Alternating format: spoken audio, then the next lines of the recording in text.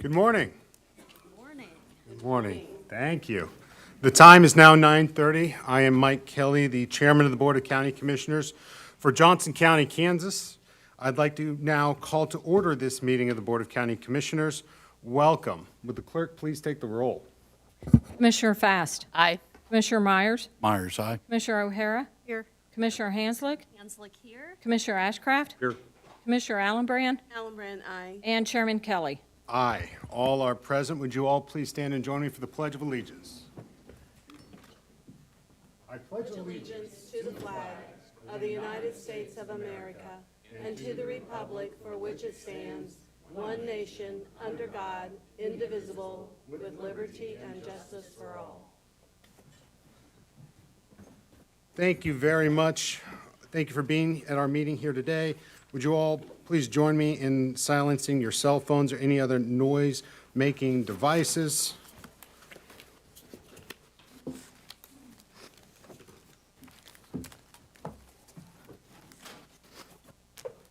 All right, thank you very much. At this time, we have one proclamation to be made, and it is in regards to severe weather. Obviously, in Kansas at this time, the weather can change on a daily basis, and we understand that that brings challenge to the folks in Johnson County.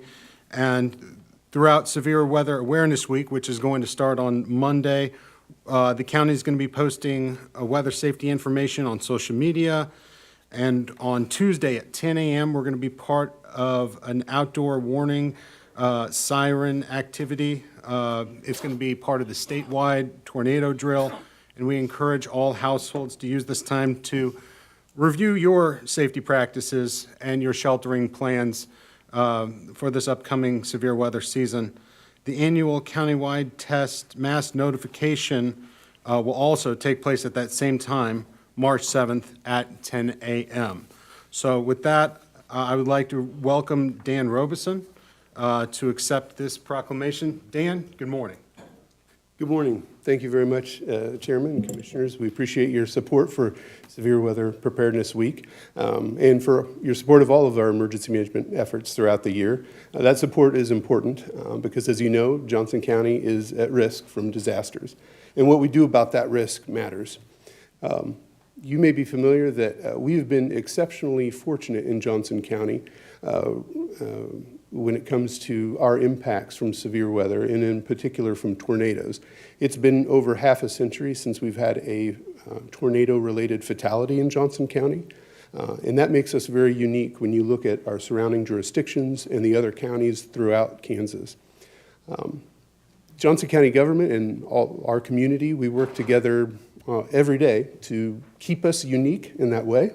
But the reality is strong tornadoes, like the EF5 tornado that impacted Greensburg, Kansas, or Joplin, Missouri, those types of tornadoes have occurred in Johnson County in the past, and in all likelihood, they will occur again in the future. There's simply nothing we can do to prevent that. The good news is that while we can't prevent tornadoes from occurring, we do know from decades of research and analysis that there are some very specific things that we can do that will reduce the loss of life in tornadoes. And the even better news is that many of those things are very simple items to take care of. And so those are the things that we want people to focus on in this next week for Severe Weather Preparedness Week. It does take some deliberate action on our part to do this. The first thing we want people to do is to have a plan. Everybody needs to know when severe weather strikes, what they need to do, where they need to go. For anywhere that we live, work, learn, or play in Johnson County or wherever we are, we need to know where to go and to seek shelter when there's a tornado.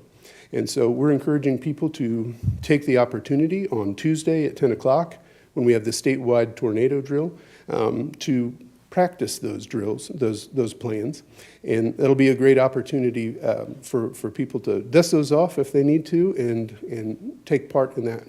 Also, at 10 o'clock on Tuesday, we'll be conducting our annual Notified JOCO test, where we'll be sending a message out to everybody in Johnson County. And so for people that haven't signed up for that service, we encourage you to go to notifyjoco.org to sign up for that free account, where you can you'll be set up to receive emergency messages, and then also opt in for severe weather notifications if you'd like as well.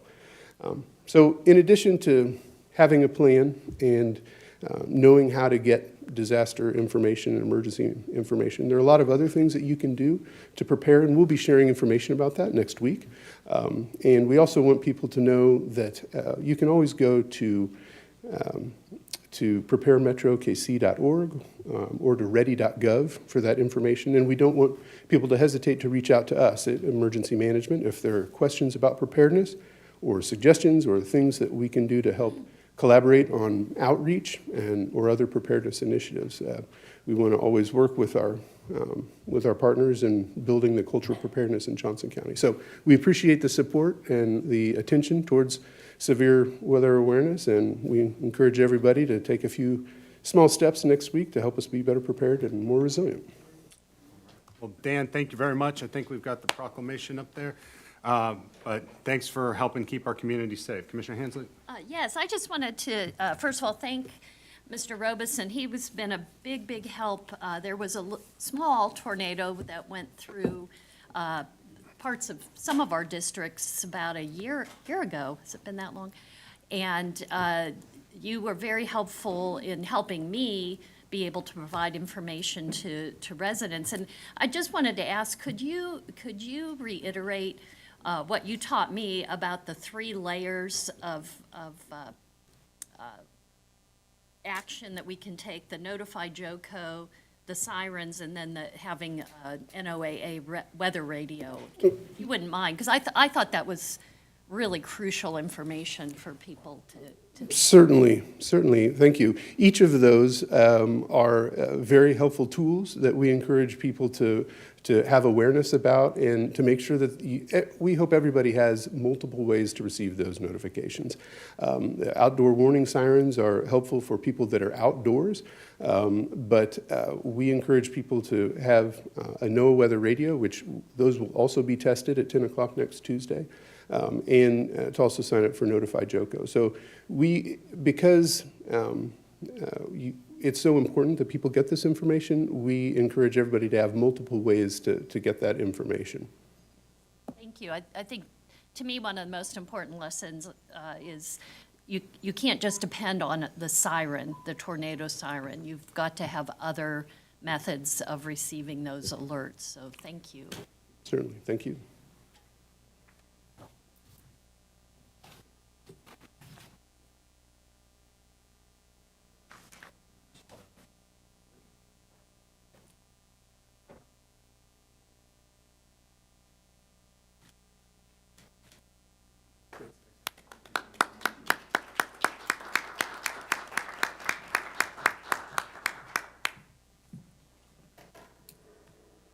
All right. At this time, we'll turn to our public comment portion of the agenda for speakers to address the commission on business that doesn't later appear on the action agenda. If you wish to speak on an action item, we ask that you register in advance on those items. If you start to speak on an action item, we'll ask you to refrain. If you continue, we'll ask you to leave the dais. When you come to the dais, please state your name and city. Comments are limited to 2 minutes. There's a clock that helps you with that time limit.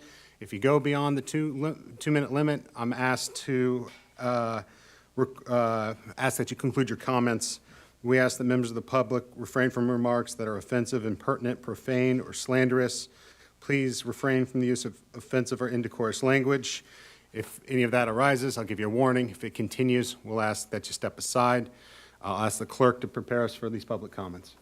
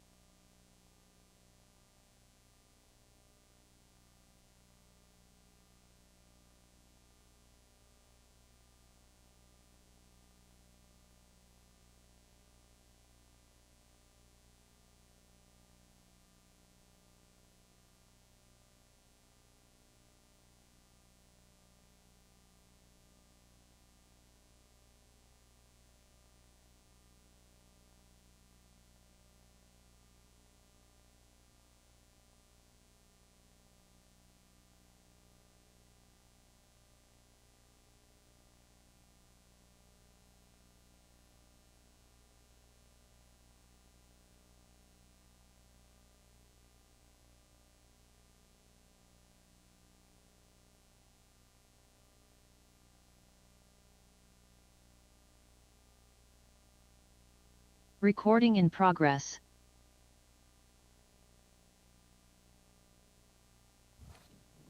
Chairman, we should be ready. Very good, thank you. This time I have two notes for the record. First, I will be signing Amendment 1 to the agreement with the Kansas Department of Health and Environment, the Division of Health Care Finance for Outreach Prevention and Early Intervention Services to extend the original agreement from July 1, 2023 to June 30th, 2024. Additionally, I'll be signing the transfer of title for parcel NF 241424-4010, 0.92 acres for Johnson County wastewater to Johnson County Parks and Recreation District. Thank you very much. At this time, we'll move on to the business session. First on the business session, I want to take up a matter that was sent to this board last night.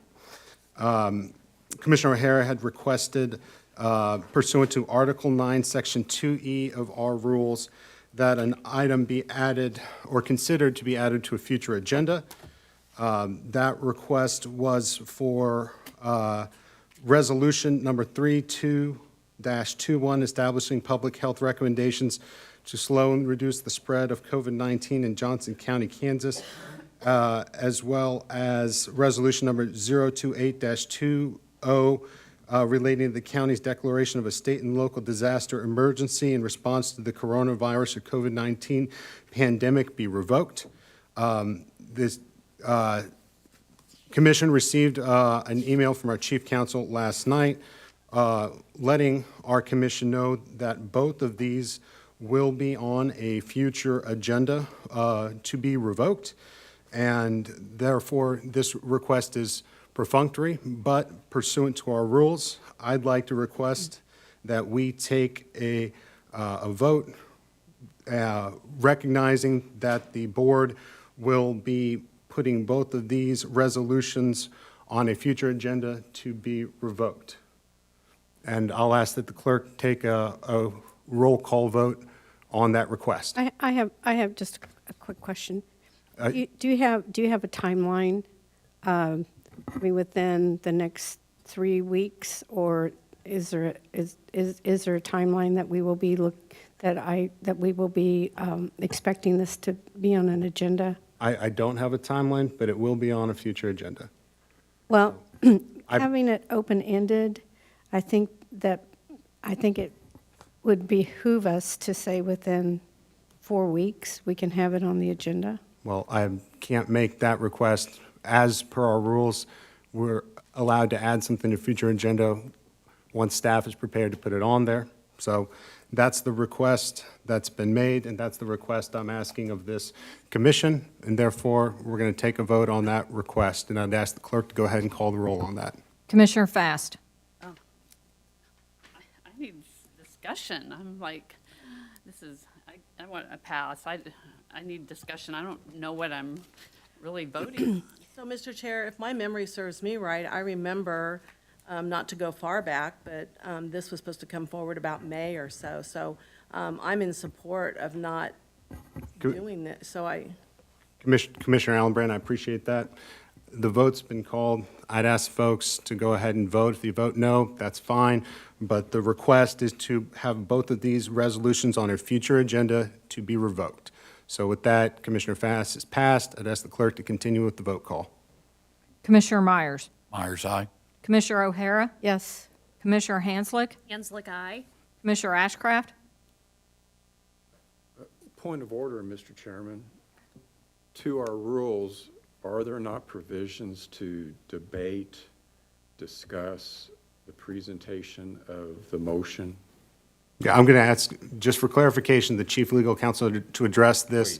We're out of order because we have a vote call, but for the sake of clarity, Ms. Trent. Thank you, Mr. Chair. Commissioner Ashcraft, the actual section that referred to adding an item onto action agenda did not get into whether it's a motion because it's a request. And so, technically it says by a majority adding, so it didn't get into debate. Fair enough.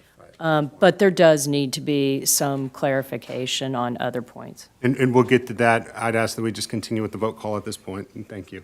And thank you for the flexibility, so I will say yes. Commissioner Allenbrand, Allenbrand, aye. and Chairman Kelly, Yes. and Commissioner Fast. Aye.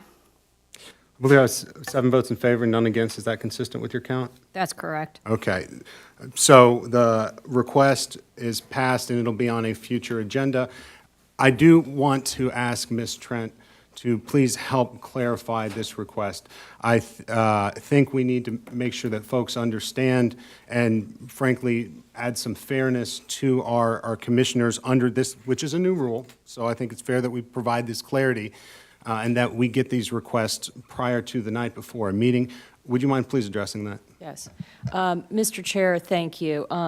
So we've had an opportunity, I think, 2 meetings now to kind of work through this new rule. And as you can imagine with any new rule, and we also did that on the fly somewhat, we knew in advance from Commissioner Fast had proposed this language, but there were some other issues that probably should be clarified. The rule doesn't go into the timing, meaning when do you have to provide, and it says on the next agenda. So technically, like yesterday, it was, in all fairness, yesterday morning, but I was in Topeka, so I couldn't get it out till I got back, and I had a board meeting I attended last night, and so I didn't get it out till 8:30 at night. So with that, we just need to get some guidance maybe and clarity as to what is the deadline. The preferred would be for agenda review so we can get, this email out to you with attendance. So if we could get it by at least Friday, because we meet 10 o'clock the Friday before it goes out on agenda, to let people have advance notice of what's going on for transparency. The other concern right now, as we just, discussed, is we're not here to debate the underlying item, but we're here to, do we add it to agenda? And here's another observation I'm beginning to observe in this process, is some of these items we are seeing, I know staff is working on, so this is going to come forward. So one of the criterion that we outlined is it a matter we've already discussed and voted within, this term? 2, is it a contract we already have in place that you're trying to bring back, because we don't want to do redos, if you will. But this is another concern, is if staff has an item, then it results in timing.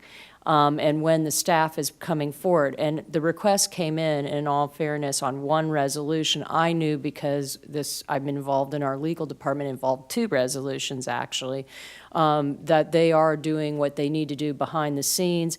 There's a lot that goes into what staff does in those briefing sheets and everything before an item comes through and gets discussed. And so we want to make sure there's ample time that all departments, even as this was going on, it started to, this item, many other departments and how it affects. So I think we need some clarity in these rules in order to do it, and we could do a motion to amend or come back at some point to revise that item, or just if I could have an understanding that we get it in Friday before so that I can, at least have some direction. All right. I think it would behoove us to try to get these 2 pegged by Friday, the day before. I would ask that if it is okay with this commission, that at our next meeting, that we go ahead and discuss and clarify this rule and then move to amend it if necessary to provide that clarity to not only ourselves, but to staff. I would sure appreciate that. Commissioner Fast. Yeah, when I brought it forth, it was to be presented, which is how it was done under previous commissions during comments, so the commissioner would present. I agree. I didn't get it till right now, so I haven't even had time to read it, so I need more time, but also I would like to see some presentation, so hear, why this person's bringing forth. So I would just ask for that to be a part of it, too. So let's put this on our next agenda to discuss amongst the commission. Any objection to that? Okay. Thank you very much, Ms. Trent. Appreciate it. All right, moving on to the consent agenda. Is there a motion to Commissioner O'Hara? I do have one item that I'd like to put on the action. Which item? That's number 3. Okay, we'll put that on action. Thank you. Is there a motion to adopt or a motion to approve the consent agenda as amended? Commissioner Hanslick? I move to approve the consent agenda as amended. Thank you. Allenbrand, second. All right, moved by Hanslick, second by Allenbrand. Would the clerk take the roll, please? Commissioner Fast. Aye. Commissioner Myers. Myers, aye. Commissioner O'Hara. Yes. Commissioner Hanslick. Hanslick, aye. Commissioner Ashcraft. Yes. Commissioner Allenbrand. Allenbrand, aye. And Chairman Kelly. Aye, I have 7 votes in favor and none against. Is that consistent with your count? That's correct. All right, the ayes have it, and the consent agenda as amended is adopted. Let's take up item number 3, the authorization to purchase various fleet vehicles and equipment from competitively sourced contracts. Is Mr. Dancel with us? All right. Oh, excuse me, Mr. Butler? Okay, I had I'm on page Threw me 2, off. not page 3. My apologies. Thank you. All's good. Mr. Butler, welcome. Thank you for being here. Commissioner Hanslick, I'm sorry, Commissioner O'Hara, did you have questions or additional items you wanted to discuss? This is for the benefit of the public, so if you could just give a brief overview of this so that they understand this expenditure, because we are hearing a lot of concerns about transparency from our public comments, and I just want to make sure that we are as transparent as possible. Absolutely. Thank you, Commissioner O'Hara. Thank I you. will keep it, I will go at a very high level, and we can drill down as you would prefer. Sure, thank you. Essentially, what we are doing in fleet services with replacement of vehicles is we identify, based upon a replacement schedule and replacement plan, which for light-duty vehicles may be 8 years, 100,000 miles. For larger vehicles, 10 years, 150, 200,000 miles. Whichever one comes first, we are replacing based upon that schedule. That doesn't necessarily mean that every vehicle gets replaced at 10 years or 8 years or those miles. We take a look at them, we analyze the condition, and we try and make the best business decision based upon the fact that we are doing a professional job and do have responsibilities to be able to do things like remove snow. And, well, in concept, you can say we're going to take a Ford F-250 with 50,000 miles on it that's 12 years old and take it to 15 years old. At some point, you need to guarantee that you have reliability on that vehicle. For that reason, we set our schedule and we try and replace based upon that. May Go I, ahead. just a Yeah, couple please. things? And this was in our budget. Yes. And I just want the folks to understand that this is already in our budget, that this is just conforming to our requirement to anything over 100,000 that is brought to the board. And then I believe I remember in agenda review that there was a percentage of our fleet that is EV, electric vehicles. Is that correct? There is a percentage of our fleet that is EVs. It is a smaller percentage at this point in time. I We're still think I working remember on it. 26%. Is that correct? That is hybrid, or that is what we would consider alternative fuel vehicles. Okay, thank you. So that is not all EVs. That's also compressed natural gas, flex fuel, gas electric hybrids, things along those lines. Okay. Thank you. I just, again, this is just for the community's information. Commissioner Hanslick, I'm glad to make a motion. please go ahead. I move to authorize the purchase of various fleet vehicles and equipment from competitively solicited contracts in an amount not to exceed $6,727,879. Allenbrand, second. Moved by Hanslick, seconded by Allenbrand.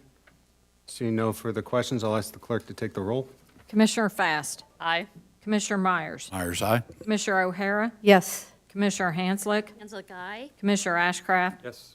Commissioner Allenbrand. Allenbrand, aye. And Chairman Kelly. Aye, I have 7 votes in favor and none against. Is that consistent with your count? That's correct. Very good. Thank you very much. Thank you, You're sir. welcome. Thank you all. Next, we have a request from Sheriff Hayden for funding temporary civilian positions.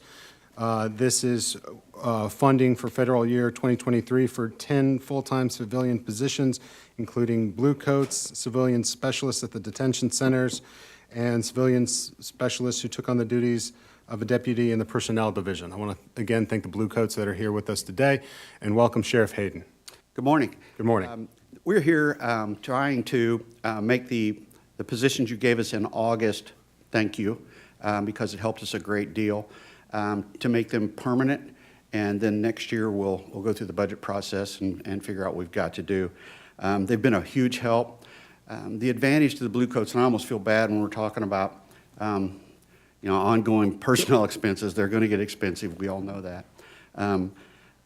But the Blue Coats cost the taxpayers less money than the full-time deputies, to the tune of about $30 an hour when you look at full equivalent benefits and salaries. So I hate to say it, but they are a bargain, and they're really experienced, and they're awesome ambassadors for the county. Well, Sheriff, thank you very much, and thank you to the civilian specialists that you have working in your department. I appreciate you being innovative and looking to find ways to fill gaps. I know the workforce challenges face not only other departments of the county, but definitely the sheriff's office. So I appreciate that you're looking at civilian specialists to help fill the gaps, and so we appreciate that innovation. Commissioner Allenbrand and Commissioner O'Hara. Thank you, Mr. Chair. We've heard about this, and this has been something we've been expecting, and so when you're ready, Mr. Chair, I have a motion. If you'd like to go ahead. Thank you. Oh, whoa, whoa, whoa. We'll make the motion. We're going to continue debate and discussion. I move to approve FY 2023 funding for the 10 full-time civilian positions provided to the Sheriff's Office in August of 2022 to provide security for the courthouse, fill positions of the detention centers and sporting recruiting efforts, and approve the use of reserves in 2023 at a cost of $8,019.63. I'm glad to second that, Commissioner Hanslick. I might just restate, $819,000. $819,063. Yeah. All right, friendly amendment there, so moved and seconded. Commissioner O'Hara. Oh, thank you, Mr. Chairman. Just clarification, this is being paid for out of reserves, so this was not in our 2023 budget. This will be an increase in expenditures, correct? As far as I know, ma'am, yes, it was. It was kind of an emergency deal because we were hemorrhaging staff, and you all were kind enough to help us and work this thing out, yes. Okay, thank you. Commissioner Myers. Thank you, Chair, and my question was going to be along the same lines, but this is one of those perfect situations that, as one of our commenters made in public comments, that the public sometimes doesn't know that this isn't an item that was budgeted for. But if you read our briefing sheets, or the briefing sheets that are provided to the public and to us as commissioners, it is stated that this is from reserve funds and that it's not a budgetary item. And so this is, again, one of those examples that sometimes comes before us, and it's not a situation of not being transparent. We're being transparent, but sometimes there's items that are going to come before us that we need to vote on because of the status of what the item before us is. So that's my comment. Thank you. Commissioner Ashcraft. Thank you, Mr. Chairman. Just a clarification, Sheriff, you indicated that this action would make these positions permanent, but then you'd still have to go through the budget process next year. I just want to understand, does this make the positions permanent? And if so, why would we go through the budget why would the sheriff have to go through the budget process next year? I'll attempt to clarify and look to the sheriff to make sure we're on the same page, which I think we are. So permanent probably isn't. Permanent would be during the budget process, but this would keep them going as they are now and keep the funding going through the end of the year so that during the budget process, you can determine whether to make them permanent. That's correct. Okay, thank you. And any further questions? Other than that, Sheriff Hayden, I wish you good luck in filling these 10. I know we've got 5 there, and I know you guys are recruiting hard to get the other 5. We are, and we're on top of it, but thank you guys for the help. It all keeps Johnson County safer, and we appreciate that. Thank you. Thank you. With that, I'll go ahead and call the question. Commissioner Fast. Aye. Commissioner Myers. Myers, aye. Commissioner O'Hara. Yes. Commissioner Hanslick. Hanslick, aye. Commissioner Ashcraft. Yes. Commissioner Allenbrand. Allenbrand, aye. And Chairman Kelly. I have 7 votes in favor and none against. Is that consistent with your count? That's correct. Motion passes. Next, item number 6 is a request for proposal which would authorize a contract increase with Vital Core Health Strategies, LLC, for inmate and offender medical services and prescriptions for a 3-year contract with the option to renew for 1 additional 3-year period, and authorizing the reallocation expenditure of general funds for fiscal year 2023 to do so. With this, we welcome back Sheriff Hayden. A man's got to know his limitations, ladies and gentlemen, and I got a perfectly good man here that works on our contracts and can tell you the nuts and bolts of this, and it is an effort to try to do things more efficiently. Thank you, sir. Welcome. Morning, Doug Wade, the Sheriff's Office. As we mentioned last week, this is really an increase in the contract. Our medical provider has the same challenge as everybody else, retaining staff. So the goal is to be able to retain staff. More staff, hopefully, with medical, will keep inmates out of the hospital. The more we keep out of the hospital, the lower our costs really are. Every time we send an inmate to the hospital, it's extremely expensive, whether it's the hospital bill or the labor for staff that has to go with it. So this would make our medical providers a little more competitive, keep staff. The portion where they're requesting additional, as Captain Levin mentioned last week, usually weekends are the worst part for us. This would put more staff on the weekends. All right, thank you, sir. I'm going to ask you to step aside for just 1 second. We do have a public comment request on this from Shara Collins.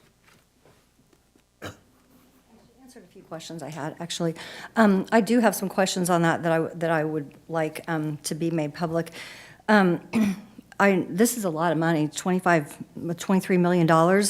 And I was looking up, I tried to find the original contract that's number 2019083. I couldn't find it anywhere. So I don't know where the contracts go, if they're hidden. I mean, I've gone to the request for bids website and whatnot, couldn't find it anywhere. So I would be interested in taking a look at that, because this particular company, it's nationwide, but it's out of Wichita, and it was just incorporated in 2018, which is concerning, considering that the pandemic was planned out around that time or before, and then implemented and thrown out on us in 2020. And it's... The mental health court is concerning as well. That goes right along with this, but the money that's being spent, I mean, I'm just concerned with, these people in prison. I mean, why are we drugging these people up? Why are we not rehabbing them and getting them off drugs and alcohol? So anyway, that's all I have to say. Thank you. Thank you, Ms. Collins. Mr. Wade or Sheriff Hayden, if you guys want to come back, and I want to make one quick request to our legal counsel. Was a core request made for contract 2019-083? Yes, it was, and I'm not sure if Ms. Collins received her email yet, but Ms. Limes, I believe, emailed you that, so maybe you just didn't see it yet. So it was provided. Right. Thank you. Thank you very much. Okay, we're going to open up for some questions. I've got Commissioner Allenbrand, Commissioner O'Hara, and then Commissioner Ashcraft. Just really quickly, Mr. Chairman, I want to say how important this is.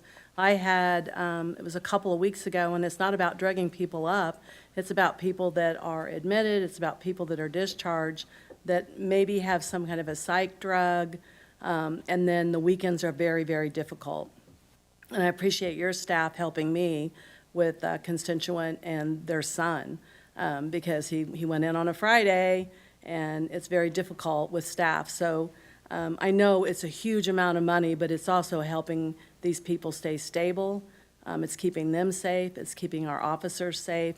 And this is important, and I'm in support of this, so. Thank you. Commissioner O'Hara? Yes, clarification. I believe that this was in our budget, and that the monies that are required for from the reserves is $380,400. Is that correct? That's correct. Okay, so the vast majority of this was budgeted. Is that correct? Go ahead, Sheriff. Yes, it was, but all of our contracts are going through the roof right now because of the labor issues, additional costs, and part of that was the reserves on this. We can't predict that, and your guys are right. This is a staggering amount of money. I signed that contract, and it makes me weak. But you get what you pay for, especially with medical, and as you guys know, we are responsible to be stewards of these people that are entrusted to our custody, and we want to make sure it's done right. So originally, the increase was capped at 4%, but based upon primarily increased wages, the 4% was inadequate, and that's why you're here before us today. Commissioner Ashcraft and Commissioner Myers. Thank you, Mr. Chairman. Colonel Wade, could you elaborate a little bit on the analysis. You mentioned it briefly in terms of the return on investment. I think the chairman offered an observation, but it also includes an increase in service that we did not have before. And Mr. Chairman, I had the opportunity to meet with Colonel Wade and his staff yesterday and talk a little bit about this, but I was hoping he could elaborate on that ROI a little bit more. Sure, absolutely. And just for Excuse clarification, me. our numbers are based. You're Captain Wade. Yeah. I've promoted you. I apologize. He'd like that. Sorry. I think that's within the sheriff's authority. Yeah, so we went back and looked at some numbers, and the numbers I'm going to give you are based on 2022. Obviously, I can't predict 2023, but traditionally, the way it's looking, 23 is probably going to be close to the same. One of the things, I'll just touch on the additional staff. What VitalCore is trying to do is bring the dialysis system into the facility. Last year, we had 200 trips out of the building for dialysis. That's a 6-hour trip, which means that deputy's taken out of service for 6 hours. If we bring that in-house, our actual expense for out-of-pocket for the medical bill will save approximately $40,000 from what they pay. But where the savings comes in big time for us is the labor. That 6 hours where they're gone last year equates to 1,200 hours. That's almost $90,000 in overtime that we could get rid of by moving that officer to an open spot, by doing it all in-house. So just bringing dialysis in saves the county close to $130,000. And that's just one item. As mentioned last week, they're doing the 340B, which is a pharmacy program where if a facility is qualified, they get basically drugs reduced. I asked our staff to look at that. Some of those drugs that we have to dispense are $4,000 a month. With this 340B pricing, they project we could save probably $150,000 a year using this plan. And these are things that VitalCore is all doing on their own to help us reduce cost. The other thing we're working on, as I mentioned, is trying to get Medicaid to pay hospital bills when inmates are admitted. Just as I mentioned, I had VitalCore look at January, December, and November's Medicaid cost. It's $236,000 that we paid. We're going to try to get that recouped. Our average is somewhere between $20,000, $30,000 every month for Medicaid expenses. In the course of a year, that would save us $300,000. So these are all things that they are working on their own and bringing to us. So again, those are just some really small savings, but they add up really quick. Additional staff on weekends will eliminate some trips to the hospital. Again, we asked them, go back last year's numbers, just looking at a brief chart, how many trips could we eliminate? Well, just a real quick follow review, they said, here's at least 8 trips that we would not have sent. Doesn't sound like a lot, but those 8 trips basically equated to $37,000 in overtime that could have been eliminated. So they're doing everything they can to reduce our costs. Thank you, Captain. I've got Commissioner Myers, Commissioner Hansel, Commissioner Fast. Thank you, Chair. I'll mention again, one of the things that I brought up in agenda review was in our briefing sheet, again, it stated that this increase is primarily driven by increased wages. And also, I agree with the sheriff. I think we're going to see, as a commission, more and more of these items come up because of the state of the economy, what's taken place. Wage increase is going to be a factor that's probably going to be rising more so in this type of economy than what it has in the past. And so, again, that's one of the things that I'm wanting to make sure that we kind of see on some items that could be coming before us in the future, these unexpected increases that are kind of out of our control. Commissioner Hanslick, Mr. Chair, I'm glad to make this motion when you are ready. go ahead. I move to authorize a contract increase in the amount of $3,788,613 with VitalCore Health Strategies, LLC, for inmate and offender medical services and prescriptions in the total amount of $24,297,000 $234 for a 3-year contract with the option to renew for one additional 3-year period, and authorize the reallocation and expenditure of general fund reserves in fiscal year 2023 in the amount of $380,400. Allenbrand, second. Moved by Commissioner Hanslick, seconded by Commissioner Allenbrand. Commissioner Fast?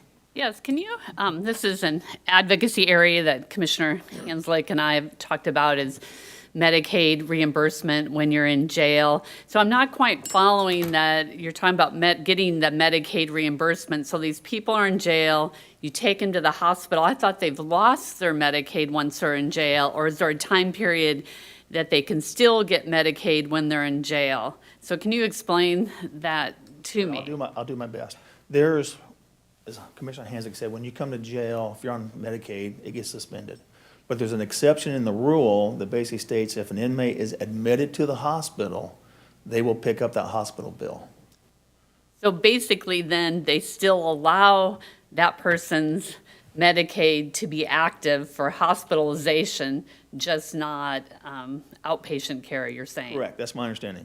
And then, So- okay. I don't mean to interrupt you, but talking to our vital care provider, Wichita, she's telling us Medicaid pays almost every single bill when the inmate goes to the hospital. And Because of you've that been exception. finding they're denying it for your bills? Well, right now, we're working with the hospitals to get the applications sent in, the invoices sent at the correct time. So we've met with Latham OMC 2 weeks ago. We're gonna meet again with them to work out that process. So we're in talks with the hospitals. How long, when they leave jail, do you see it takes them to get back on Medicaid? What would you say is months, 1 month, 2 months, any idea on I that? have no No idea. idea? I don't know, there'd be some sort of data I think would be helpful when we advocate. I don't know if we could ever have a post-jail survey or something. Commissioner Hanslick? Oh, I was just going to say, I imagine Johnson County Mental Health may be able to provide some of that data since they continue to work with folks after they have left incarceration. No, that's a good idea. All right. Well, thank you all very much. Thank you, Captain. I'm going to ask the clerk to go ahead and take the roll on this item.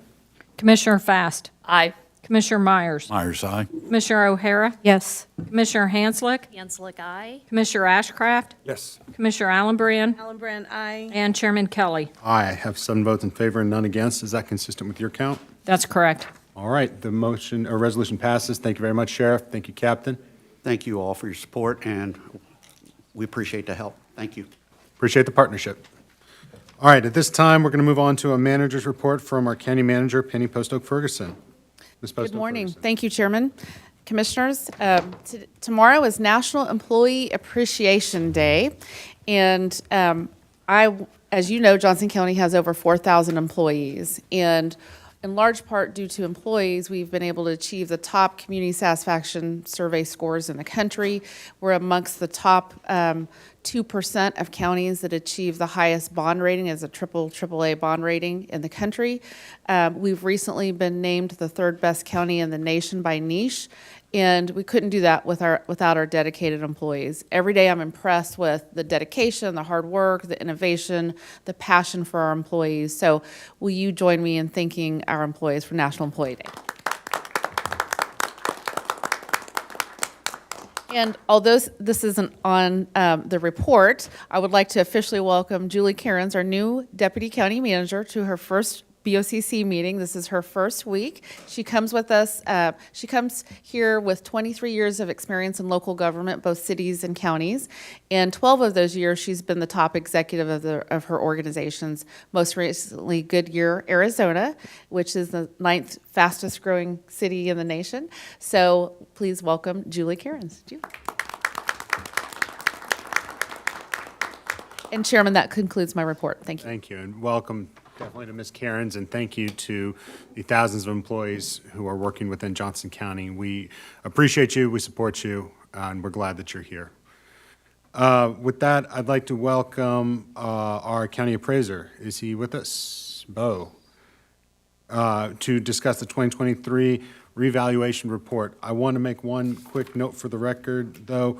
Depending on the length of this item, I may be ducking out. Governor Kelly is about to announce that the state is going to be ranked #1 in private investment per capita for the second straight year, and will receive the golden shovel. And I've been asked in my role as chair to be a part of that presentation. So if I step out, it's in no disrespect to you and to the matter, but why don't you go ahead with your report regarding the reappraisal, sir? Thank you, Mr. Chairman and fellow commissioners. I first want to make the time to introduce my chief deputy. As you know, we lost Jeff last year at this time frame, and I've brought in a promoter from within, and it is Kara Endicott, and she has been with our county for 24 years. Has a lot of experience in both on the residential side, the commercial side.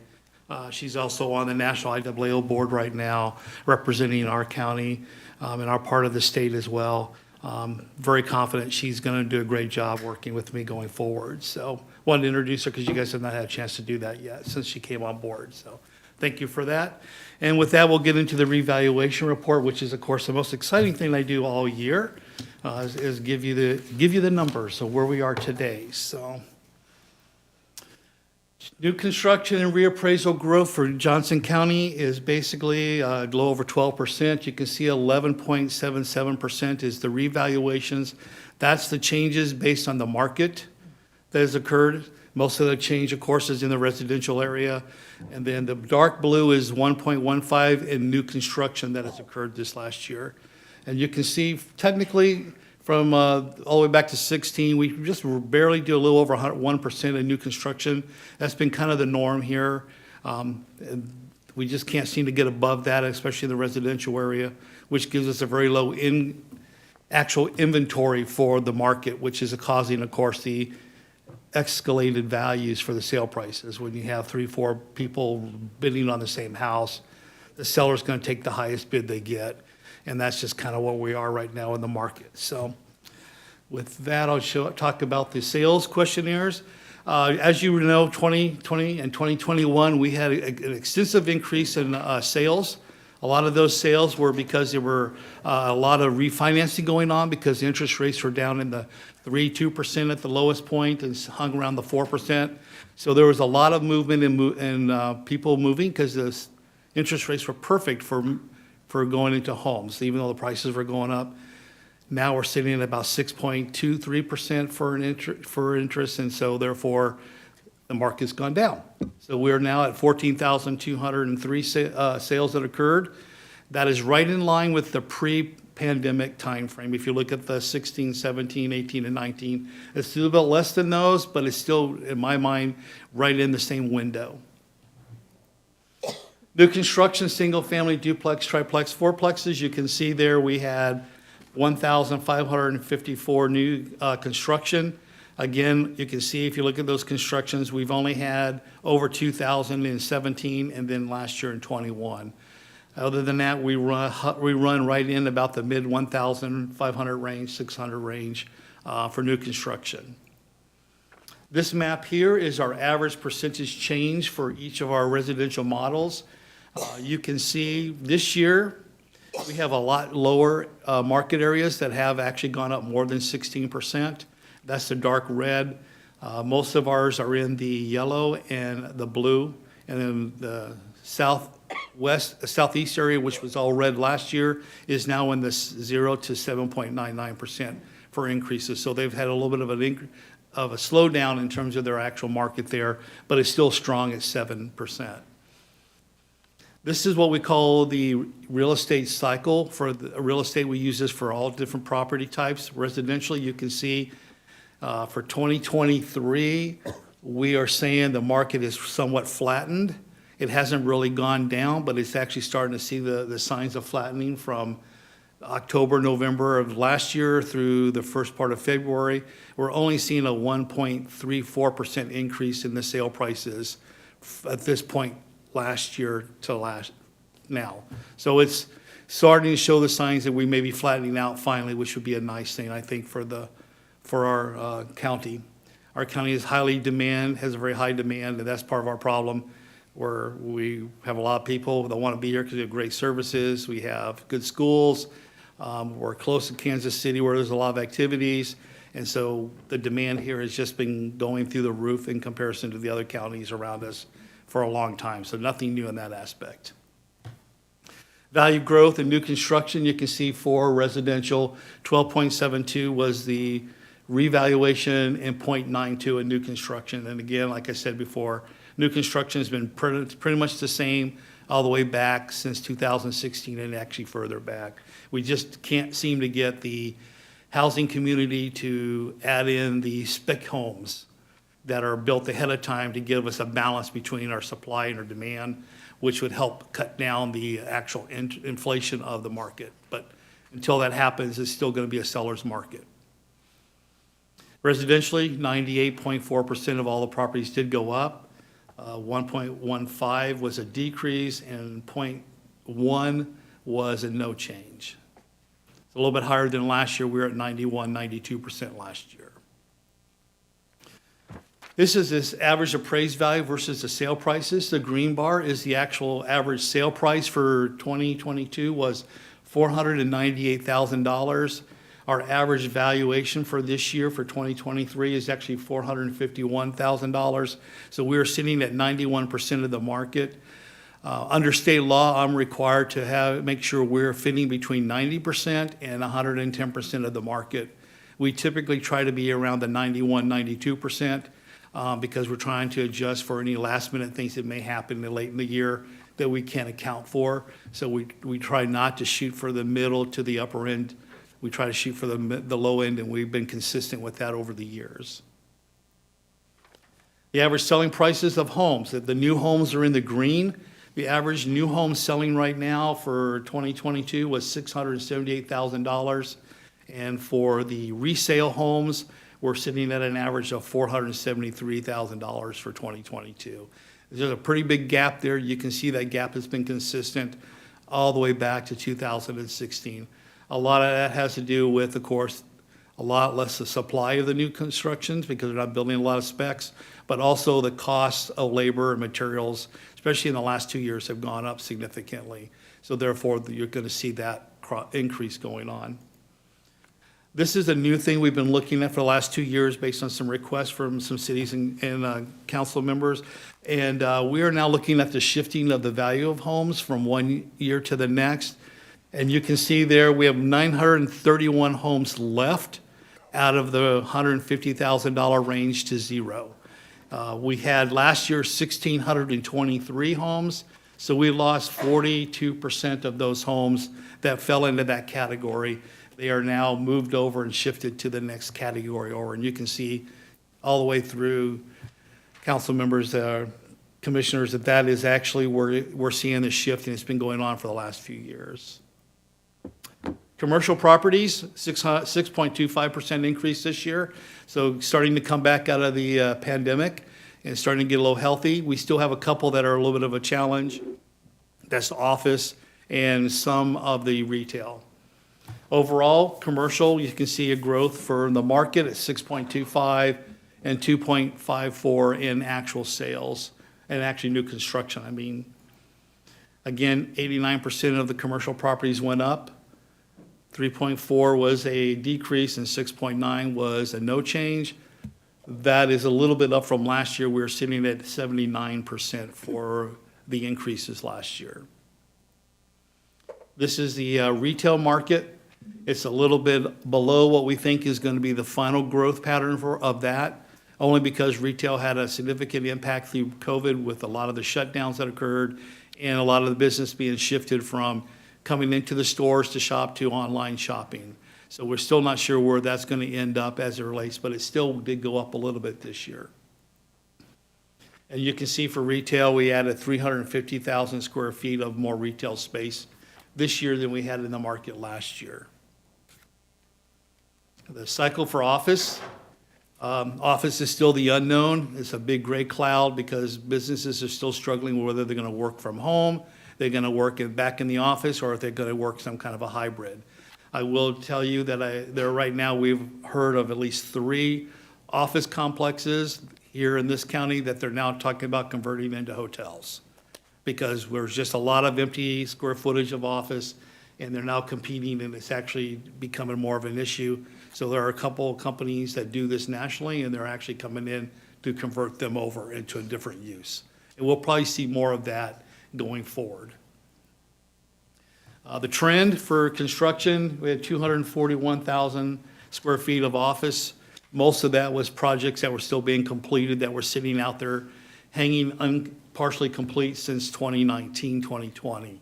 So it wasn't like it was a brand new starting from scratch. We do have a handful coming up this year that are smaller office complexes that are starting from ground up, but they're not in these counts yet. They'll be in probably next year's or the year after. Industrial market is very strong, has been strong. I anticipate it's going to stay strong for the next few years. Since 2016, we've been anticipating a slowdown. Has not happened. We added 5,500,000 square feet of actual industrial warehouse this year alone. And that is not including the projects that are being talked about that are coming online in the next couple of years. We've been averaging, as you can see, at least 2 million or more per year since 2016. There's just a lot of need for warehouse facilities, for shipping, and for storage, so. Apartment market, again, like the industrial, is very strong here. It's been going strong since 2014, and it's still going strong again. There doesn't seem to be a slowdown. There's a lot sitting out there waiting to be put on the line, and we still added 1,200 units this year.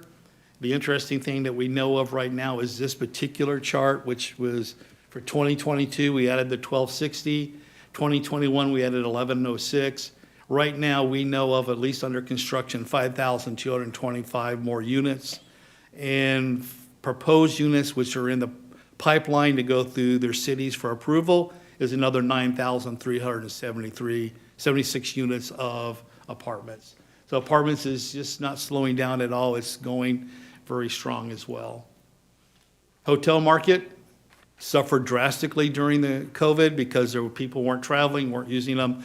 Starting to come back a little bit, but they have flattened out a little bit as it relates to their overall market, mostly because of the fact that they are now looking at the weekend activity has now come back fairly strong because you've now got the youth soccer camps and tournaments, and the other baseball, basketball tournaments are all starting to pick up again. So that business is going well for them.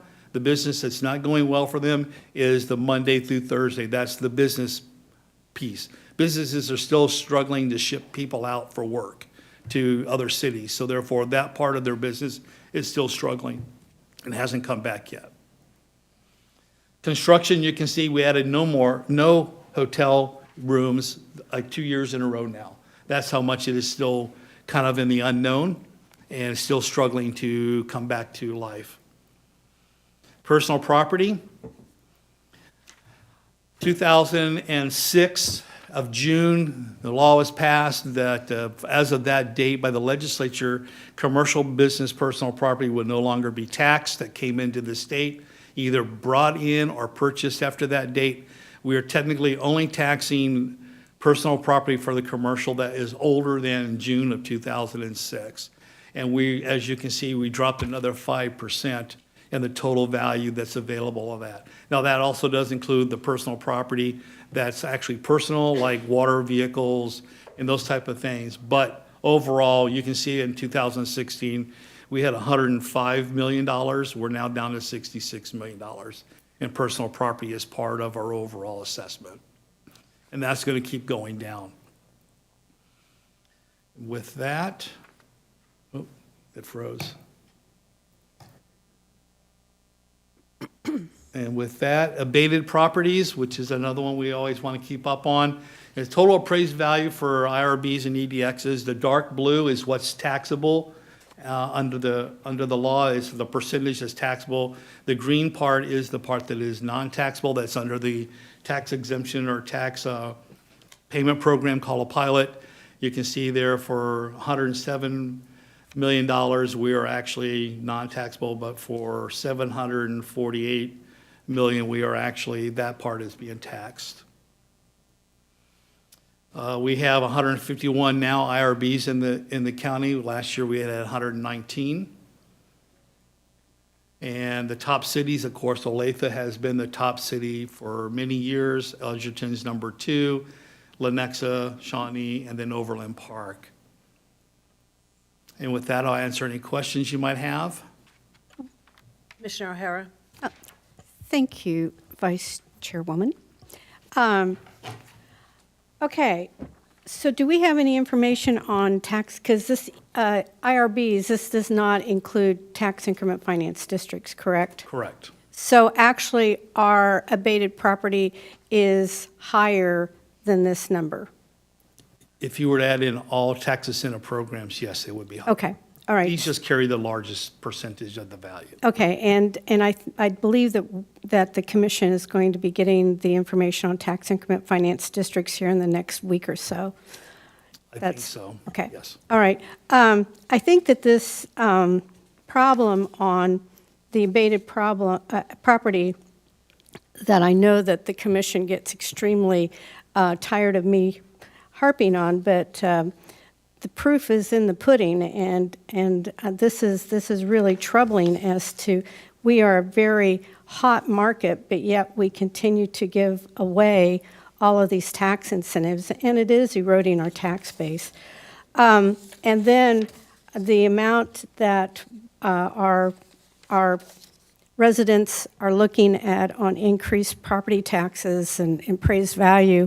I had a constituent text me this morning and said that he gave me permission to rant and rave about the increase in valuation because his home went up 37%. And so there's going to be a lot of conversation. And you give us the information, then it is up to the board as far as whether we roll mill levies back and not take advantage of the windfall of this increase in valuation. And this has been a game that's been played for the last 30 years. So I want you to understand that I am not accusing you of bringing bad news. You simply are bringing the information forward as far as what is happening in the market. So I want to thank you on that. Thank you. Any other questions? Commissioner Ashcraft? Thank you, Madam Chair. Mr. Beauvais, very good presentation, very well organized, very methodical. You do a good job. Thank you very much. Thank you. And like Commissioner O'Hara, I wish I could blame you for this, but you are just the bearer, and you do it well. A couple of questions. This, and I believe you said it was a new document, home count by value range. Yes, sir. That's very illuminating. I very much appreciate you doing that. The question that comes to mind, and I'll make this a rhetorical question, but in the area of affordable housing, I don't know what affordable, how you would define that, but most of these categories for me would be well beyond affordable housing. And so if you look at the lower end of the range, and even the 150 to 300,000 is that, I don't know who can afford that, who's working minimum income jobs.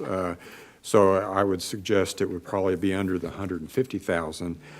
I look at that and I just wonder what, now Olathe does stand out as having over 600, which is fine, but there's less than 1,000 homes in all communities that would be in that affordable range.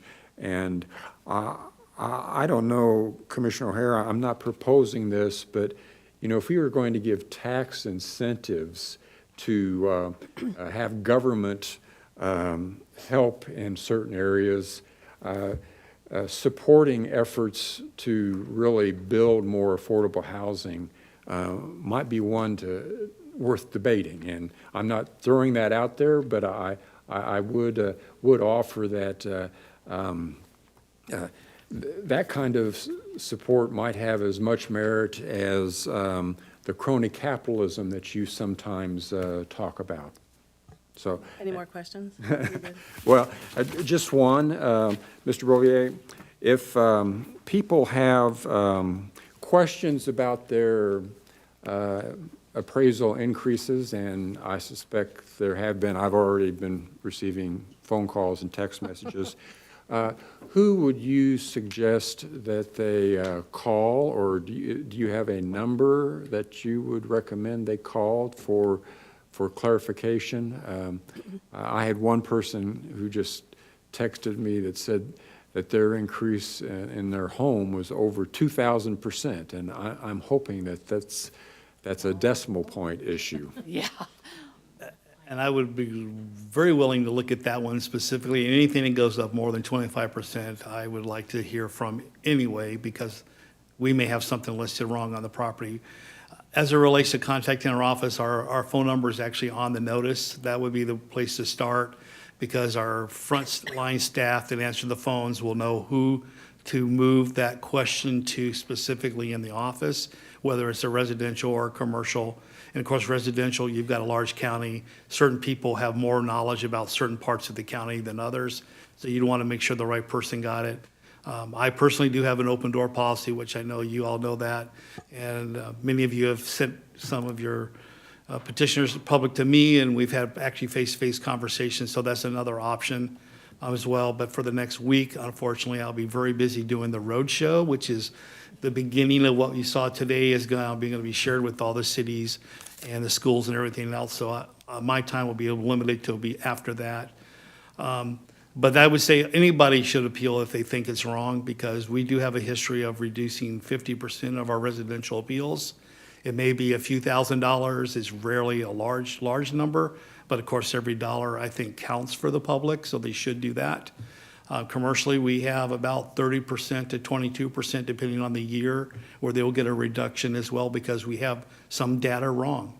I mean, we have 79 people in our office, and we have 265,000 properties and personal property accounts to deal with. So just the numbers alone, it's hard to catch every single little thing that goes on. So we open the door. Actually, I'm very open to people filing an appeal for us to look at it. Thank you. Commissioner Fast, and then Commissioner Hanslick. So when you look at the new construction, I know there's a lot in Commissioner Allenbrand's district. I mean, there's some in mine too, but it's such a low percentage. I mean, residents think, oh, there's all this new construction, all this new development, but when you look at it, it's very small percentage. And so what should, we have 8% new people come to this county. We're getting all these new jobs. I mean, where should we be in terms of new construction for residential and multifamily to meet that growth and demand? Up by, should be like 3-4%? I mean, so we're way at a net negative. Historically, for residential properties, you want to see at least 5 to 6 months of inventory on the market for the percentage of sales that are occurring. I don't think most places see that anymore because of the recession of 2007.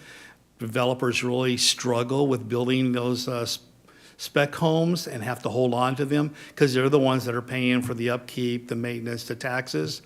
I think in today's society, we should at least see a good 3 to maybe 3.5 months worth, kind of split it down half, 50%. But I don't know.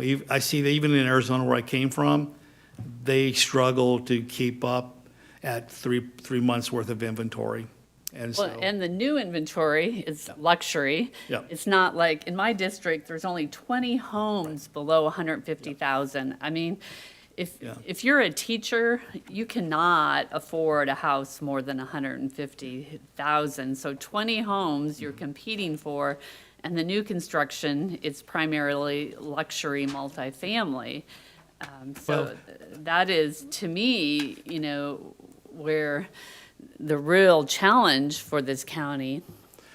and I don't disagree with that, but there's also the challenge is the fact that the cost to build a home today is much higher than it was even 5 years ago. The labor costs and the material costs are now starting to come down a little bit, but they had gone up to the point that they were increasing the homes to about almost 20%, because just to cover the cost to build it was up, because to get the materials here wasn't happening for a part of the the actual pandemic. So if that can keep going down, you might actually be able to see some legitimate so-called affordable housing to occur. But Johnson County, like I've shared with you many times in conversations, we are like Scottsdale in Arizona, in the Phoenix metropolitan area. We are unique because of the services that this county does have, the schools that it has, makes it the most desirable place in the KC area to live. When you have a community that's that desirable, they pretty much function separate than the rest of the community around it. There's not much you can do about that because that's the need of that group of the public. And therefore, it's part of where we are. Scottsdale went through it in the late 80s and the early 90s, and I was on the appraisal staff in Maricopa County when that started, and we saw the exact same things. And even during the recession, Scottsdale never went down. It still kept going up because that's where people want to live. And that's something that you just can't control, the public's desire to be here. Commissioner Harrod, do you have a comment according to this Yes, presentation?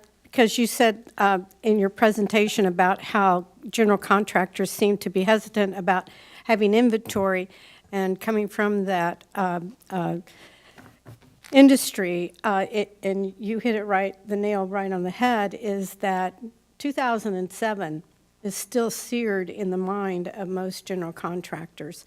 And so that hesitancy is simply a business decision. Our interest rates have gone up from like 2.5%, and now we're in like 6.25, 6.5. Interest rates have had a huge impact on how much a family can afford on a home. And then one of our public speakers also brought up the increase in insurance. There's all sorts of pressures, and then we add insult to injury by continually taking the windfall and increasing property taxes. And it's not just the county, it's the school districts, it's the cities, and this has just been the way that the game has been played. The market works if we allow it to work. But so there's really no magic bullet as far as the answer of affordability. There is no, it's not, the government doesn't have the answer. I have visited with the chairman about an idea that worked very well in the 1980s, and that was there was municipalities that sold bond issues for first-time home buyers, and that brought down the interest rate from 16% down to 12%. What a bargain. And so he is having staff look into the possibilities if something like that can be brought into Johnson County. That was a very successful, very, very successful program. And it is allowing the market to work, and those bonds were federal and state income tax exempt. And that was the reason that the percent on the mortgage could be brought down to that level. So anyway, it's a huge issue, but the market will work. Commissioner Hanslick. Thank you, Vice Chair. Thank you for this information. You always do a great job of taking complicated data and making it understandable. One thing that I've appreciated is your assistance, and I think it bears repeating for residents, that how a home is appraised is set by state statute. That is not something this body sets. That's not something you set. It is set by state statute. And so we don't have impact on how that happens. The other thing that I think is important, because I have folks that will call and be concerned about a change in their appraised value, and I always tell them, please, submit an appeal. That is how this is not an individual appraisal of your home. This is a community congregate appraisal, and it works a little differently. And part of how it works is based on appeals. And thirdly, I, as a county commissioner, cannot get involved in your particular appeal. That would actually be illegal. I can certainly direct you to how to appeal and direct you to the right people, but I cannot advocate for you. That would be, at the very least, inappropriate. Given that, the good news is that appraisals are going up. I mean, I think about places I've lived in my life. They would be thrilled to have their appraisals going up because that is the sign of a vibrant, attractive community. So appraisals going up in and of itself is not a bad thing. What is bad is when we don't have enough housing stock to meet all of the demand and the needs. And that's why it's something that I've been working on, and Commissioner Fast and Commissioner Allenbrand, and I appreciate Commissioner Ashcraft's comments. We had a Regional Housing Partnership Strategy Committee this past week, and we are talking about things like the opportunities through community land trusts, through there's a regional housing data hub it's out there, but it's not completely ready for prime time. But there are options that we can take advantage of, and I appreciate Commissioner O'Hara's looking at how can we help first-time homebuyers, and that's great. The problem is when there are no homes for them to buy, it doesn't matter how much we try to help them. Unless they can afford a $600,000-$700,000 house, we really need to take advantage of everything we can to increase that stock of housing in those lower cost.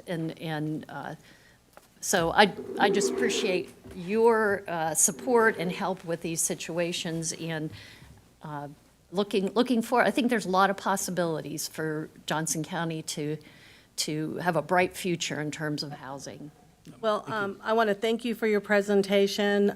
Again, I want to thank you as well for your open door policy and working with people.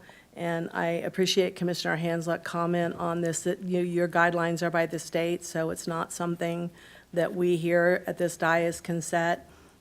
I do appreciate Commissioner Ashcraft. There is a state rural housing in effect now, and there are numerous homes that are getting ready to go up in Spring Hill, Edgerton, Gardner, DeSoto, more affordable rates. And then we have some under construction right now, so that's a good thing. But thank you for your presentation, and we'll move to Mark Dadd for a legislative update. Did you have something else? Did I just? Okay. You're welcome. Thank you. Thank you.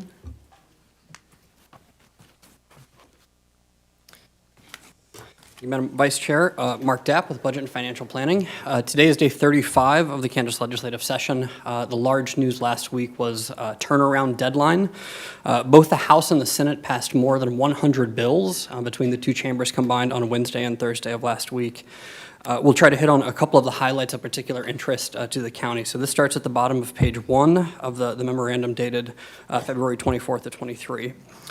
Senate Bill 208, which restricted the number of remote ballot boxes, actually had a Senate amendment offered on the House floor to prohibit ballot boxes being used in any county statewide.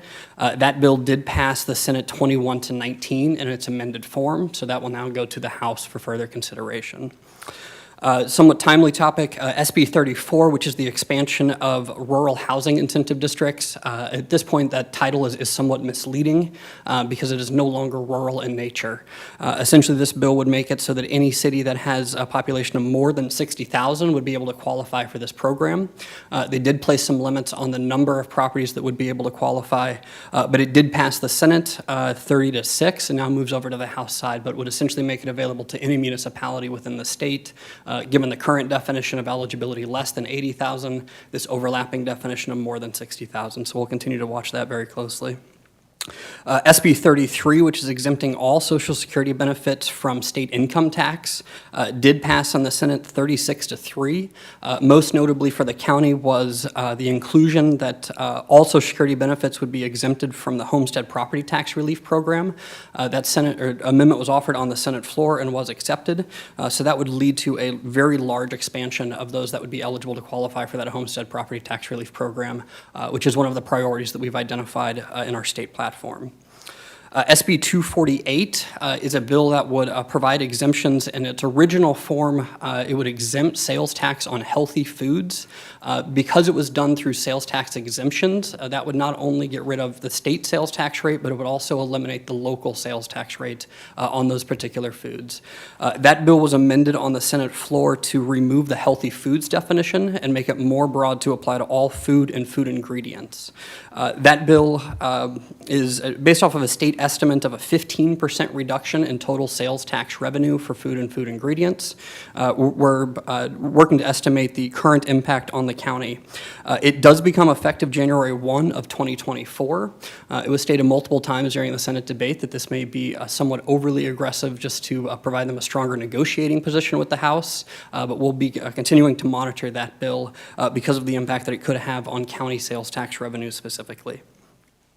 SB 6, which is restricting the authority of local health officers and the Secretary of KDHE to share information about infectious diseases, designate those infectious diseases, and provide for limitations on gatherings of capacity, did pass the Senate 22-18, and that moves over to the House side as well.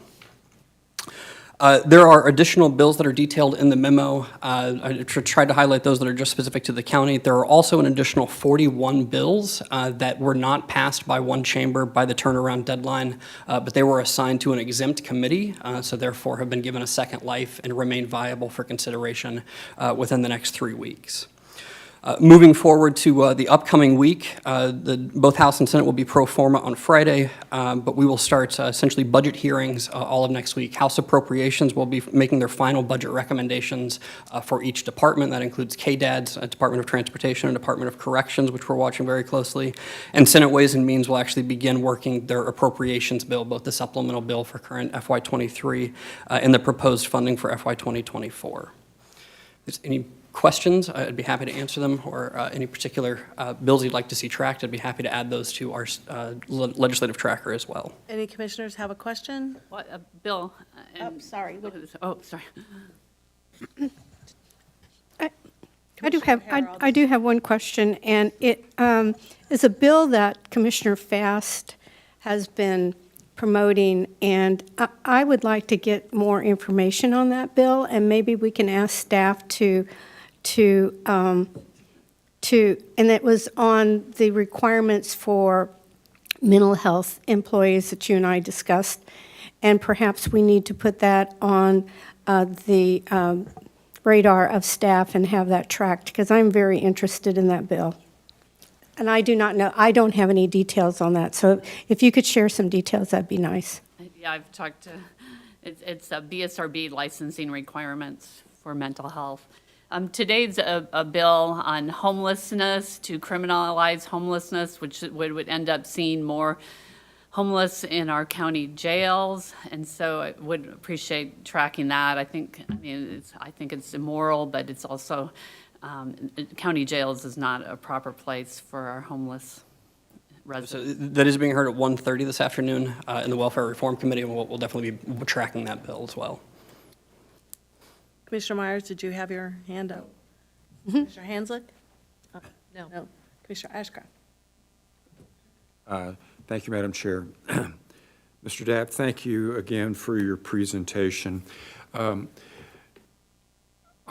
wasn't sure I was tracking with you. The Appropriations Committee is next Wednesday. When did you say Ways and Means was meeting? They'll be meeting Tuesday, Wednesday, and Thursday. They've already made their department recommendations, but Ways and Means will be working the actual appropriations bill on all 3 of those days. Next week? Yes. Okay. And could you remind us, I believe there's a Johnson County delegation luncheon next Wednesday? It's actually March 15th. March Yeah, and I 15th. believe those invitations have been sent to all the commissioners. Yep. 2 weeks from? 2 weeks from yesterday. Okay, very good. Yes, sir. All right. And I was just going to mention to my fellow commissioners, I hope to go to Topeka on Tuesday and visit with some legislators about the Senior Care Act and some supplemental appropriations on that. And I suspect it'll be, like it usually is, a zoo, but if there's anything to report, I will be glad to do so next week. Thank you. Oh, Commissioner Hanslick. Yes, first of all, thank you, Commissioner Ashcraft, for doing that. I appreciate it. I wish I could come with you. I have a conflict, but I appreciate your doing that.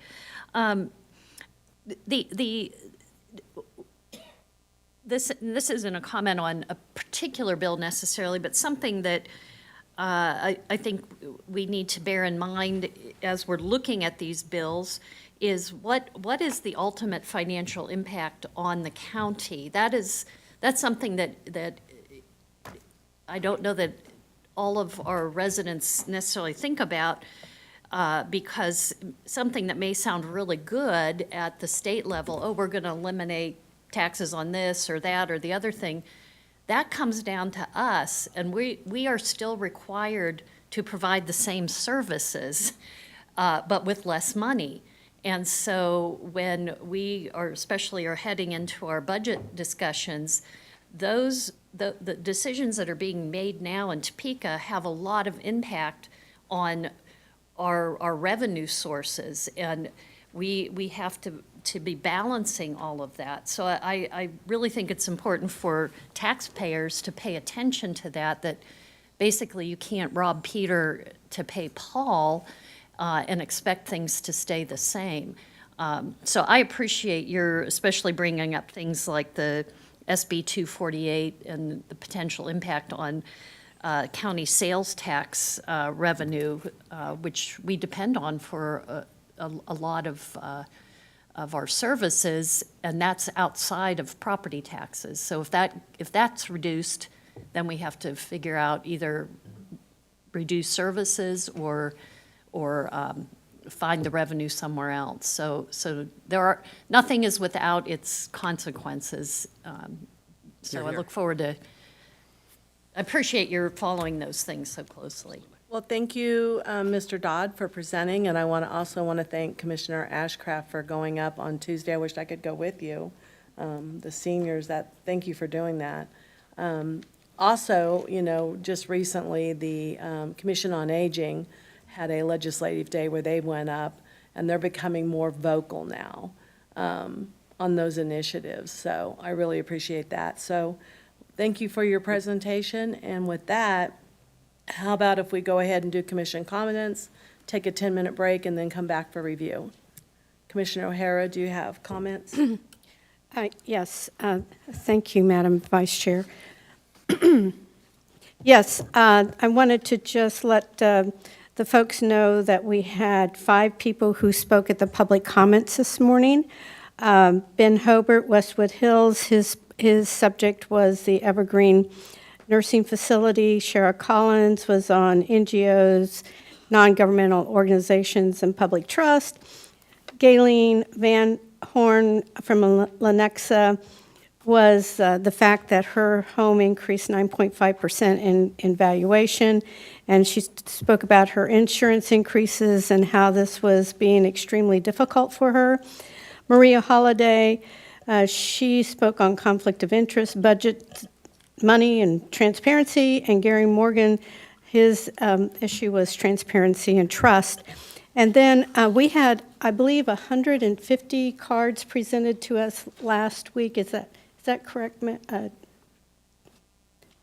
Is that correct, Linda? This week. Approximately. I did not count them. Okay, approximately. And so I asked staff to print out 10, and I'm just going to go through who submitted the cards. And Susan and Daniel Sappenfield, and they want public comments to be live streamed. All of these are mostly about transparency and live streaming of public comments. Elizabeth Bale, from Leawood, oh boy, Gary Shea from Overland Park, Jane Dirks from Stillwell, Peggy and Larry McMillan from Overland Park, Janet McNeely from Overland Park, Ben Boland from Overland Park, John Anderson from Prairie Village, and Bethany Rotes, she doesn't say where she's from, and then Mark Hamill. And those are just 10 of the people that have submitted cards to the commission, letting us as the commission know that the live streaming of public comments is very, very important. And I'm hopeful that as we go forward that we will be able to get the majority of the board to agree that we need to have the public comments live streamed. Thank you. Thank you, Commissioner O'Hara. Commissioner Myers? Thank you, Madam Chair. On Monday and Tuesday, along with the rest of the commissioners, I attended the board retreat, a day and a half, and I would like to thank staff and leadership and everybody that was involved for their work, for their time, for their efforts in putting together what I thought was a very valuable time for this board and for everybody, again, that was involved, a valuable experience for us to be able to talk, listen, and set goals and proceed with a fantastic, hopefully, 2023. Thank you. Commissioner Hanslick? Yes, two things. First of all, thank you for those comments, Commissioner Myers. Following up on that, one of the things that I thought was especially valuable during the board retreat was to talk about our priorities. And I think it's really important for our county staff to know that staff are one of our major priorities. I've heard from some folks that they've been concerned about some comments from this dais that seem to not be supportive of our staff. And I want to make sure that they know that the majority of this board is extraordinarily grateful, proud, supportive of our staff, and we're going to do everything we can to make sure that that's reflected in the upcoming budget discussions. Secondly, I had the opportunity, I happened to run into Brandy Hoge, who is the communications person for Aging and Human Services, and she made me aware that Aging and Human Services has a whole new communication program that includes some really helpful new brochures on Johnson County resources, especially for seniors, including accessibility, the new CHAMPS program, nutrition program, Catch a Ride, in-home services, which is what Commissioner Ashcraft is advocating for more investment, information referral services, and others. So I want to give each commissioner a packet of copies of these brochures, and if you need more, I have more in my office, but you can also get them from Aging and Human Services, as well as they just recently came out with their updated Explore Your Options, which I get so much positive feedback about this book from residents. It's a service directory from the Johnson County Area Agency on Aging that's so helpful when you are looking for services for yourself or a loved one. So I will pass these down, and that's all. Thank you. Commissioner Ashcraft? Nothing, Madam Chair. Commissioner?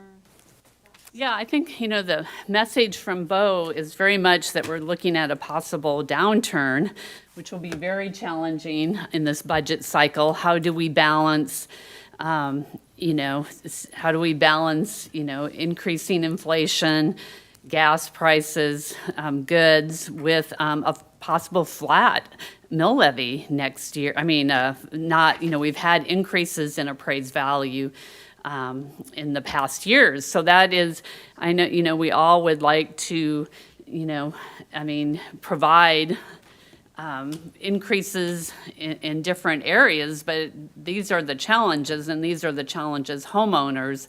And I think to say that one commissioner is not as positive or supportive, that's not the case on this dais. I think we're all very supportive. I guess I don't agree with that comment that the commission is not supportive of staff, is not supportive. We've all voted for this budget, and so I think that will be an ongoing issue. But how do you balance, when we hit our appraised values will probably be, they're skyrocketing this year, but if we go into a recession, which many people are looking at, that is going to be the challenge. Thank you. I would just like to say that I attended the State of City address in Edgerton, and excited to report that the Edgerton Gardner Elementary School is receiving the Blue Ribbon Award. They have 275 residential homes that are being announced to be built. They are also working towards the roll-off of the abatements coming off from LPKC. They continue to lower their mill levy rate in their community, and it was a pleasure talking with them and being part of that. I also attended a workforce partnership yesterday at the New Century Airport, talking about the need for workforce. Johnson County Community College, Johnson County Workforce was there, and they were very appreciative of the county and the staff and the commissioners to help support their ongoing needs, and just also talked about that a lot of employers are changing their criteria and guidelines from not everyone has to have a degree. So things are changing. So that was interesting. I also attended the retreat, and I keep calling it a staff retreat, but it was a retreat of all, and I really appreciate all the work that went into that, because it's very important to have the time to hear what their needs are, also to revisit what the community wants and needs are from our past surveys to what we're going forward. And there's never enough time in the office to do that, and I just greatly appreciate that being done. Also want to announce that the Olathe Chamber Luncheon is tomorrow, and the DeSoto Annual Dinner is Saturday night, or Friday night as well, so 2 events. And I don't know if the chair had any other thing he was going to announce as any events that might be coming up? I'm not aware. Okay. Well, with that, we'll close and take a 10-minute break, so that puts us coming back here around 11:30, and then complete the agenda review. Thank you. Thank you, Madam Chair. Thank you.